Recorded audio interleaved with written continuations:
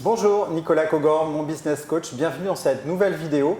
Avant de démarrer, je tiens à vous prévenir qu'il y a des travaux qui se sont invités avec nous pour tourner cette vidéo, juste en bas. Donc un petit peu d'indulgence par rapport à tout ça. Aujourd'hui, on va traiter un sujet qui est passionnant, qui est celui de la finance. Et souvent, quand on parle de la finance, il y a un mot qui ne nous saute pas aux yeux tout de suite. En association de mots, on ne trouvera pas tout de suite le terme d'altruisme. Et pourtant, et c'est pour ça qu'aujourd'hui, j'ai le plaisir de recevoir mon invité, Vincent Auriac. Bonjour Vincent. Enchanté. Comment allez-vous? Très bien, merci de l'invitation. Vincent qui est le fondateur de Axilia, ce que j'aurais souhaité peut-être pour démarrer, c'est que tu te présentes, tu le feras peut-être mieux que moi. Très bien. Oui, Axilia, c'est un cabinet de conseil financier, hein, tu as donné le nom. Ouais. On a comme clients des associations et des fondations. Très bien. Et on s'occupe beaucoup avec elles du sens qu'on donne aux placements. Et donc, on cherche à avoir de l'impact avec les placements. Donc, du rendement, de la performance, oui, mais avec un sens donné à l'argent qui est investi. C'est ce qu'on appelle le financement d'impact aujourd'hui? Il y a plusieurs termes qui sont utilisés. On parle de finance responsable, on parle de finance d'impact. Tout ça, c'est le fait de rajouter au fait de placer de l'argent le sens et une direction qu'on donne, une transparence, une traçabilité qu'on souhaite donner au placement. Je comprends. Et c'est une tendance qui s'accélère aujourd'hui ou... Oui, ça accélère parce que c'est un peu comme tout ce qui se passe dans la société. Il y a le développement du bio dans l'alimentation. Tous les gens maintenant cherchent à être quand même, à intégrer ce qu'on appelle le développement durable et puis tout ce qui leur arrive à l'oreille avec effectivement les pollutions et toutes ces choses-là. Et donc la finance, c'est pareil, elle essaye d'intégrer ça. Et donc depuis, alors si on se veut un peu historien de la chose, on va dire depuis 30 ans, une trentaine d'années, le milieu des années 80, où il y a eu un début de réflexion sur le sens qu'on donnait à l'argent. Ouais. Et puis ça s'accélère depuis peut-être 4-5 ans. L'évolution des taux qu'on a connu ces dernières années avec des taux proches de zéro aujourd'hui implique un changement de mode de fonctionnement là-dessus ou pas? Oui, parce que je me souviens encore d'il y a 3 ans, un client qui m'a dit « Vincent, maintenant que l'argent ne rapporte plus rien, il faut qu'il soit utile ». C'était une association d'ailleurs qui m'a dit ça. Et c'est vrai, quand on ne gagne plus d'argent, il n'y a pas de raison de favoriser un placement plus qu'un autre. Donc il faut au contraire mettre l'argent là où il est le plus utile, et c'est très juste cette réflexion, et il n'y a rien à redire là-dessus. Et donc oui, les taux à zéro, pour les plus militants des épargnants, ça veut dire mettre l'argent là où il est utile, et ça veut dire aussi que l'argent ne rapportant plus rien, il y a un certain nombre de choses qui pouvaient se faire avant. J'ai parlé du début de l'histoire de la finance altruiste il y a une trentaine d'années. Les taux étaient à 15%. Donc, qu'est-ce qui se passait à l'époque quand les taux étaient à 15%? Il y a des gens qui ont inventé un placement où on gardait la moitié pour soi et on donnait l'autre moitié pour une association. Okay. Au lieu de gagner 15 pour moi tout seul, j'en donne 7,5 à l'association, j'en garde 7,5. Très bien. Aujourd'hui, les taux sont à zéro. Si on donne 100% de zéro, ça fait toujours zéro. Donc il faut trouver d'autres moyens. Il faut créer de l'impact autrement. Donc voilà, il y a tout ce mécanisme des taux d'intérêt à zéro est en train de bouleverser complètement la face des choses, et il faut organiser la création d'impact autrement. Bien sûr, parce que l'entrepreneur, lui, isolé, c'est pas toujours simple forcément d'aller gérer ses axes. C'est en ça que Axilia est également un facilitateur? Oui, alors c'est vrai que tu évoquais l'entrepreneur. Ce qui s'est passé, ce qu'on a très bien vu depuis quelques années, c'est qu'on est passé du produit sur lequel on partageait, donc la moitié de 15 pour l'association, l'autre moitié pour moi. Maintenant, comme on ne peut plus le faire avec un produit, parce que les taux sont à zéro, il faut le faire en tant qu'entrepreneur. Et il y a toute une génération, nous on le voit parce qu'on organise des prix autour de l'entreprise altruiste, on va en parler.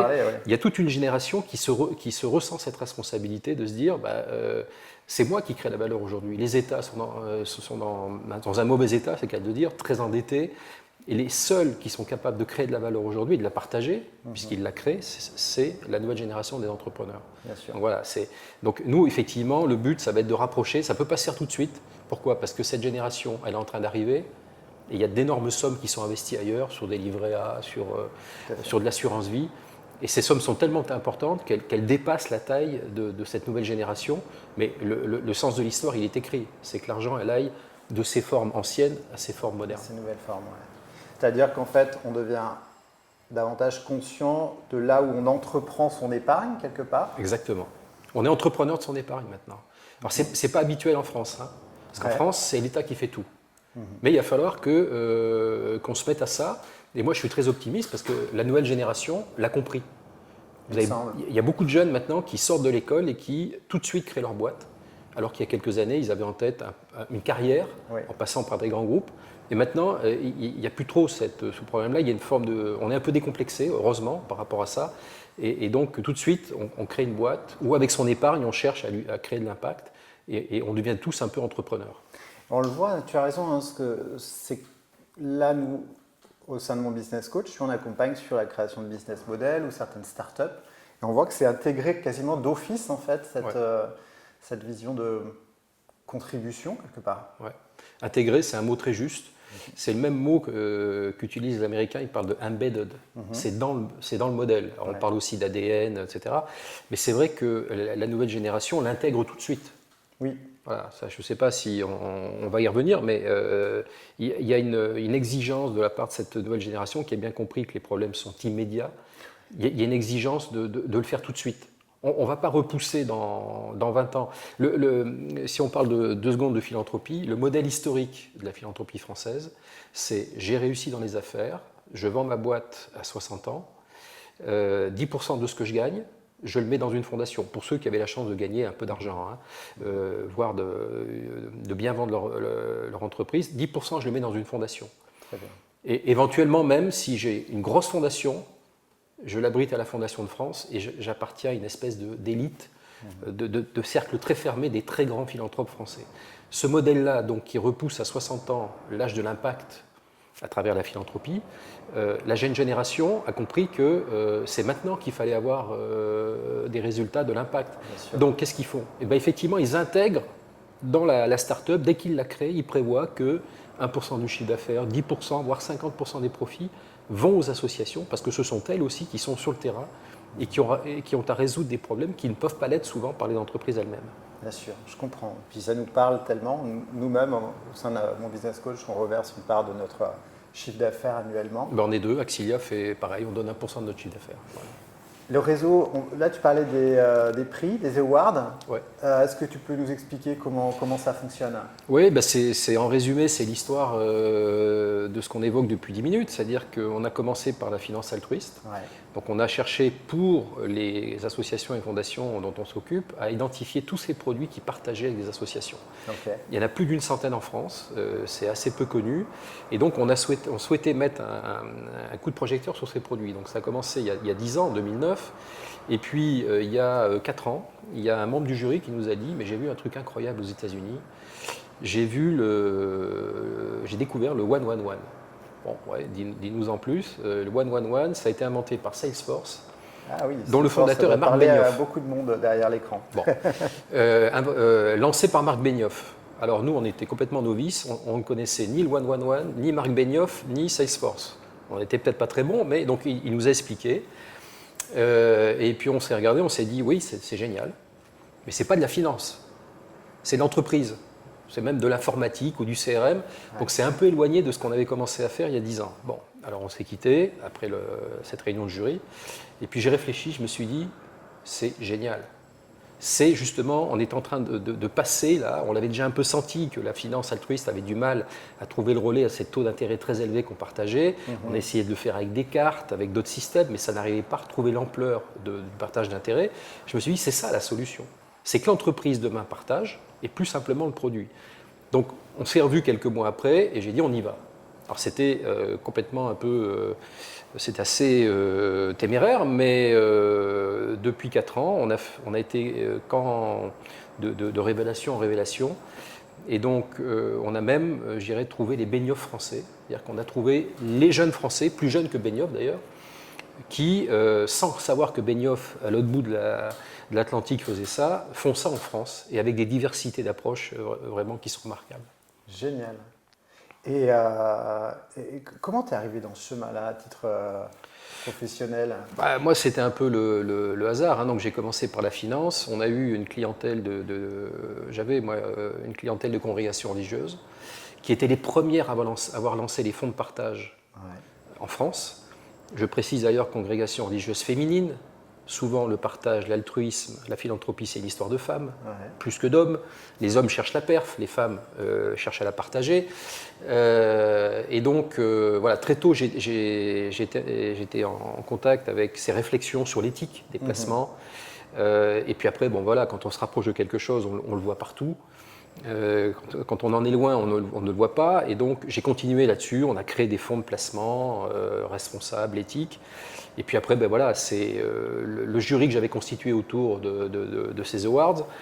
Et un des jurés qui passait beaucoup de temps aux États-Unis, donc qui nous a parlé de ce fameux 111. Et puis voilà, c'est l'enclenchement ensuite sur les entreprises altruistes, et plus la finance altruiste, mais cette extension, cette généralisation, cette globalisation aux entreprises. L'extension, tout ça. Et d'ailleurs, tu parles des États-Unis. La France, elle se situe comment? Elle a du retard par rapport à nos confrères européens ou autres?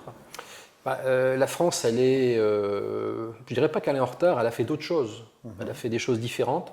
En tout cas, ces formes modernes, c'est vrai que ce sont plutôt des formes américaines, encore une fois. Les deux leaders historiques de ce mouvement, c'est Salesforce, j'en ai déjà parlé, et puis c'est aussi Patagonia. Patagonia, oui. Donc qui est à l'origine du 1% pour la planète. Donc ce sont deux entreprises américaines, mais il y a déjà 20 ou 40 ans. Et aujourd'hui, la nouvelle génération ne fait pas ça forcément en copier-coller, mais réinvente un système, encore une fois, parce qu'elle a, je pense, compris que cette immédiateté de l'impact, c'était son rôle, c'était à elle de s'en saisir. Et donc, je pense qu'on va voir d'ailleurs des formes d'entreprises altruistes très françaises qu'on ne cherchera pas à comparer forcément avec les Américains, restera aux Américains. La puissance américaine, c'est-à-dire c'est un pays de 300 millions d'habitants, on n'est que 60.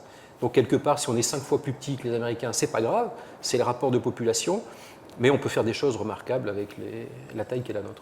Bien sûr. Est-ce que là, aujourd'hui, de ton champ de vision, tu vois des catégories d'entreprises ou est-ce que c'est réservé à certaines entreprises ou vraiment tu as le spectre large? Ouais, c'est une bonne question. On s'est aperçu, pendant les 4 ans, que c'était à la fois, je dirais, il y a presque 3 catégories.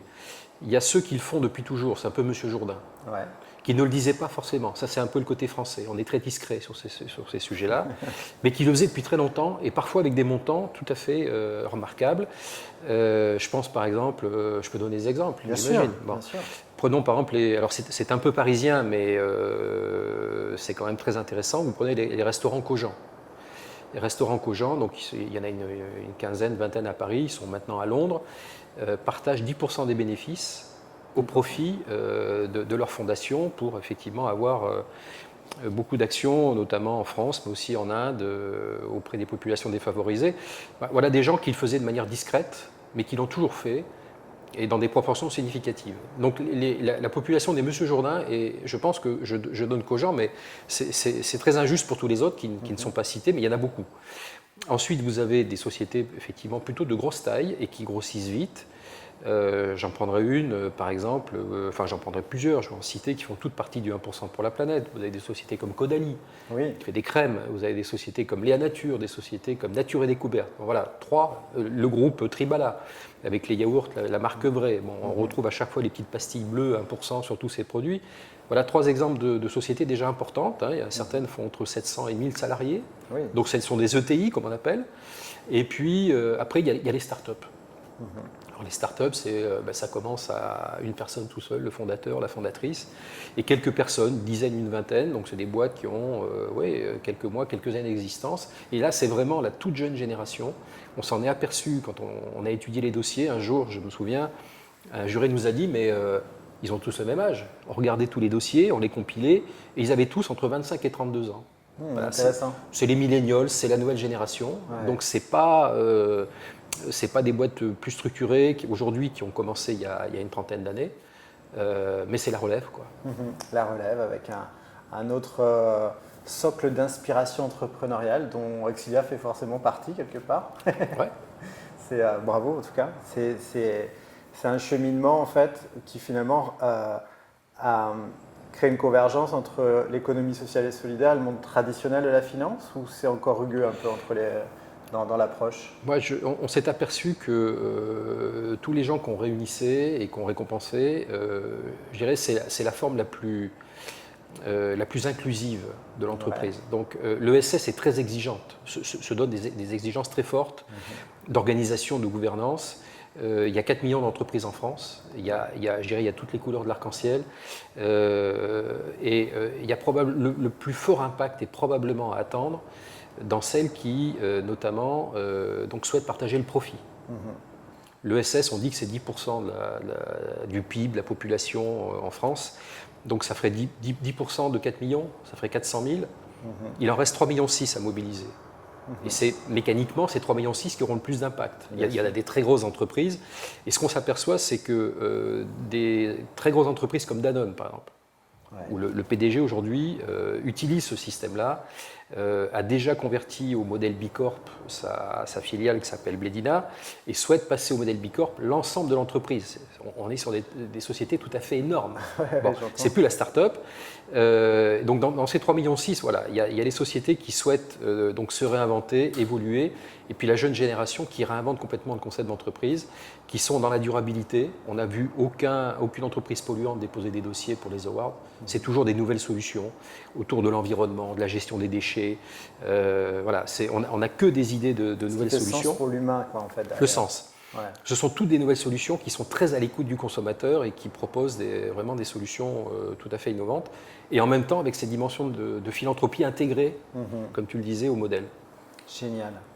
C'est-à-dire que pour les mauvaises langues, en fait, qui pourraient parler de greenwashing et ainsi de suite, là, on voit qu'il y a un impact, en fait, qui est réel, qui est mesurable aussi sur les différentes cibles. Oui, le greenwashing, ça pourrait être de transformer ce qui est noir en vert. Ouais. Pour autant que ça passe à la machine. Là, ce sont des gens qui redessinent la machine. Donc, encore une fois, quand on a regardé les dossiers, on n'a pas vu d'entreprise qui polluait oser déposer un dossier pour obtenir un award. Ce sont que des entreprises vraiment totalement innovantes. On a des B Corp avec les meilleurs scores B Corp quasiment au monde. On a des sociétés, et on commence à voir d'ailleurs, on en était presque déçus en s'interrogeant sur le pourquoi, on commence à voir beaucoup de femmes. Depuis 2 éditions. On n'en avait aucune pendant les 2 premières. Depuis les 2 dernières éditions, on n'a quasiment que des femmes, avec donc des modèles de société incroyables et des systèmes toujours de partage de la richesse. Génial. Les hommes, réveillez-vous si vous faites doubler là juste derrière. Oui, en tout cas l'équilibre, la parité, c'est bien. Hein, dans ce domaine-là, on est preneur aussi. J'entends. Et là, ça fait combien de temps qu'il y a des awards comme ça? C'est une fois par an? Oui, c'est tous les ans, à peu près en fin d'année, parce que c'est une période où on est peut-être un peu plus à l'écoute de philanthropie qu'à un autre moment de l'année. Donc c'est tous les ans, ça fait déjà 10 ans, mais donc on a commencé par 6 ans d'awards de finance altruiste, et ça fait 4 ans qu'on est sur les entreprises petites, plus grande, start-up. Et donc la finance n'a plus le monopole, je dirais, technique un peu, qui était lié au partage d'intérêts. Maintenant, c'est tous les entrepreneurs qui se reconnaissent une responsabilité et qui engagent aussi les salariés. Oui, parce que ce n'est pas qu'une décision du fondateur ou de la fondatrice, c'est aussi engager les salariés. On peut partager le temps de travail. Le fameux mécénat de compétences dont on a peu parlé encore, on ne parlait pas trop il y a quelques années. Aujourd'hui, les salariés veulent se rendre utiles également. L'entreprise doit être utile en proposant des produits, des services nouveaux et durables, mais aussi donc, les salariés donnent du temps pour aller aider des associations qui n'ont pas forcément les compétences que peut avoir une entreprise au quotidien. Je me pose une question. En 2008-2011, sur des crises financières comme ça, est-ce que ça a été des révélateurs sur finalement la solidité des produits, entre un produit catégorisé toxique ou un produit qui est davantage responsable? Oui, je pense qu'effectivement c'est quelque chose qui a accéléré, mais dont on n'a pas pris aujourd'hui la mesure encore, parce qu'il y avait une forme de chaos et d'urgence, et la finance responsable, la finance éthique, la finance durable, la finance verte, il y a beaucoup d'appellations, n'a pas encore eu l'occasion à cette époque-là de percer, mais c'était le catalyseur, le révélateur pour que effectivement les gens se disent mais peut-être que c'est le système tout entier, au-delà de la finance, qui est à revoir. Il n'y a pas que la finance qui est responsable de tout, il y a des tas de secteurs qui produisent peut-être pas des choses tout à fait utiles ou qui peuvent se réformer, se réinventer. Donc je pense que la prochaine crise sera l'occasion de la démonstration. Ok. Voilà. Donc la base de l'équation elle est posée et je pense que c'est la prochaine crise qui montrera ça. Donc rendez-vous, j'espère le plus tard possible. Oui, on espère tous. Très bien. Si tu me permets, moi je mettrai les liens en bas de cette vidéo Oui. sur Axilia, sur bien entendu Les awards, ouais. les awards. C'est la cérémonie des awards, je peux appeler la cérémonie. Oui, oui, c'est quelque chose qui est ouvert aux entrepreneurs qui complètement. voudraient... Ok, Complètement. C'est d'autant plus ouvert que ça se passe dans une école. très bien. Bon, donc ça se passe à l'ESCP, pas sur le site historique de République, mais sur un très beau campus qui est à Montparnasse. D'accord. C'est le 3 décembre, c'est un mardi, c'est à 18 h. Et tout le monde est bienvenu, parce que le but, c'est que tout le monde découvre cette génération. Il y aura plusieurs lauréats. Comme c'est les 10 ans, c'est l'occasion de se rattraper. Il y aura tous les lauréats. Il y aura une photo de famille. Il y aura une table ronde avec des entreprises pionnières, plus récentes dans le sujet. Donc je pense que ça devrait être une très belle soirée. Je finis toujours mes interviews, Vincent, par Oui. une question à la Team Ferris. C'est-à-dire, quel est l'achat ou quel serait l'achat de moins de 100 € que tu as fait ces 6 derniers mois qui a le plus changé ou amélioré, on va dire, ta vie? Alors c'est pas un achat, mais ça va avec l'achat. C'est les applis. C'est les applis. Les applis qu'on met sur les iPhones. Ça ne va pas être très original parce qu'on est 12 millions à l'avoir fait maintenant, c'est Yuka. Ok, tu Voilà. peux la développer pour ceux qui ne connaissent pas? Oui, bah Yuka, donc, je pense que beaucoup de gens connaissent, mais Yuka, c'est le fait de récupérer sur son mobile une appli qui, en scannant les codes barres, va permettre de connaître la qualité, notamment de santé, des aliments. Et ça, c'est vrai que le jour où on a téléchargé cette appli, à la maison, il y a eu... ma femme est rentrée, j'ai mis tout un tas de produits le long de la plainte. Elle m'a dit, mais qu'est-ce que c'est? Ben, je lui ai dit, c'est les produits qui sont rouges chez Yuka. Et il y avait la moitié du frigo.